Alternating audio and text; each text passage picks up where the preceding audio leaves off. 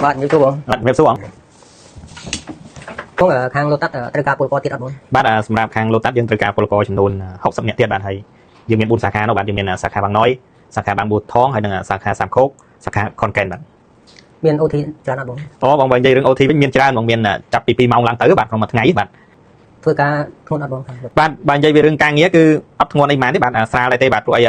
តាមដែលខាងថៃគាត់ធ្លាប់ចុះមកសម្ភាសជាមួយបងប្អូនពលករយើងគាត់ថាមានការងារខ្លះស្រាលតែមែនតើបាទអញ្ចឹងគាត់ចែងតែសួរថាអាចលើកត្រឹម15គីឡូ20គីឡូអីបានអត់ប៉ុណ្ណឹងហើយបើការងារធ្ងន់អាហ្នឹងគេមានឧបករណ៍គេជួយបាទដូចជាឡានហ្វុកលីបអីចឹងបាទអញ្ចឹងគឺអត់ធ្ងន់ទេបាទ បងở sum sum tíchបងបើសិនជា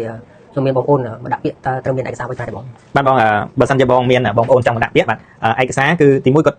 តម្រូវឲ្យមានអត្តសញ្ញាណប័ណ្ណស៊េរីថ្មីបាទហើយឯកសារយោងដូចជាស្ពើគ្រួសារស្បត់កំណើតអីជាដើមបាទហើយមួយបែបទៀតបើសិនជាគាត់អត់មានអត្តសញ្ញាណប័ណ្ណណាគាត់អាចមានសេចក្តីចម្លងជាក់ស្មុតកំណើតហើយលិខិតបញ្ជាក់ទីលំនៅប៉ុណ្ណឹងគឺអាចដាក់ពាក្យបានដែរបាទបាទអរគុណបង បាទហើយជាមួយខ្ញុំយកព័ត៌មានហ្នឹងទៅជូនបងប្អូនឲ្យបានដឹង បាទបងបាទ